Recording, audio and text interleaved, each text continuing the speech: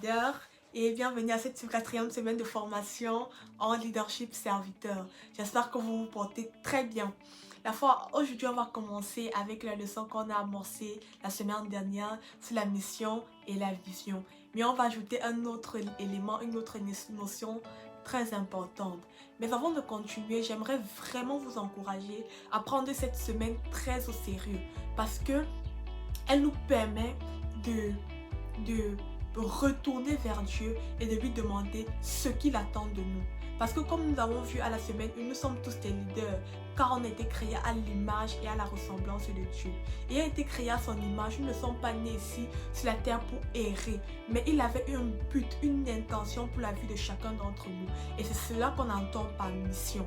Maintenant, après la mission suit la vision. Et la vision, c'est pour chaque domaine de nos vies. Donc, on peut avoir une vision financière, spirituelle, académique, etc. Alors que la mission, elle doit rester la même pour notre vie, la vision peut changer. Par exemple, votre vision académique que vous aviez il y a de cela 10 ans n'est plus la même vision que vous avez maintenant. Parce qu'en fonction des circonstances, la vision peut changer. Il est bien beau d'avoir une mission, il est bien beau d'avoir une vision, mais si nous ne prenons pas des mesures pratiques au quotidien, nous ne pourrons pas les réaliser. C'est ce à quoi nous servent en fait les objectifs. Les objectifs sont dans ces mesures pratiques et intentionnelles que nous prenons au quotidien pour accomplir le but pour lequel nous avons été créés. Qu'est-ce qu'un objectif? Nous venons de le dire, une mesure pratique et intentionnelle. Et combien de types d'objectifs on distingue-t-on? On en a 3 principaux. On a l'objectif à court terme qui est contenu en intervalle de temps de 0 à 6 mois. On a l'objectif à moyen terme qui se situe de 6 mois à 2 ans. Et on a l'objectif à long terme qui se situe de 2 ans à plus. Donc vous pouvez avoir un objectif qui va sur 20 ans, sur 10 ans. Ça c'est un objectif à long terme. Et quelles sont les caractéristiques d'un bon objectif? Un bon objectif doit être SMART, c'est-à-dire il doit être spécifique, il doit être mesurable, il doit être atteignable, il doit être pertinent et il doit être limité dans le temps. Ça, ce sont les caractéristiques d'un bon objectif. Par exemple, je peux prendre l'objectif de prier chaque jour de prier, par exemple, dans une période d'une semaine, de lundi à dimanche, de minuit à 1h. Voici un objectif que j'ai pris. Cet objectif est un objectif à court terme parce qu'il se situe entre 0 et 6 mois. Il est spécifique parce que j'ai dit quoi? Je veux prier chaque jour pendant une semaine, de minuit à 1h. Donc mon objectif est spécifique. Il est mesurable de lundi à dimanche, chaque jour.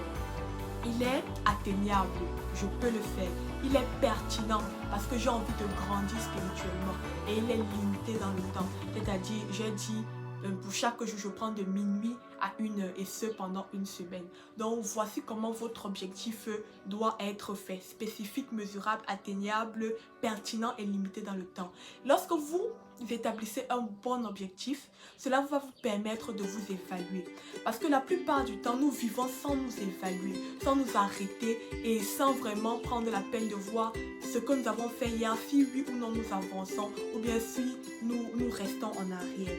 Et à cet effet, le leader serviteur Innocent Forte dit ceci: les buts donnent une direction dans la vie, génèrent de l'enthousiasme et vous focalisent sur les résultats. Donc lorsque vous avez des buts, vous serez à même de penser en termes de résultats. Parce que nombreux sont ceux qui ne s'axent pas au quotidien sur le résultat. Les résultats sont importants parce qu'ils permettent de mesurer notre impact et d'aller encore plus loin. Ça génère en nous de l'enthousiasme. Nous sommes fiers de nous lever parce qu'il y a quelque chose que nous poursuivons au quotidien. Donc, c'était un peu ce qu'on pouvait dire sur les objectifs. N'hésitez pas à poser vos questions et nous vous encourageons vraiment. Mettez-vous à jour sur les devoirs. Prenez cette semaine très au sérieux et envoyez votre article à l'intérieur du grand groupe Cohorte. C'est ce, merci.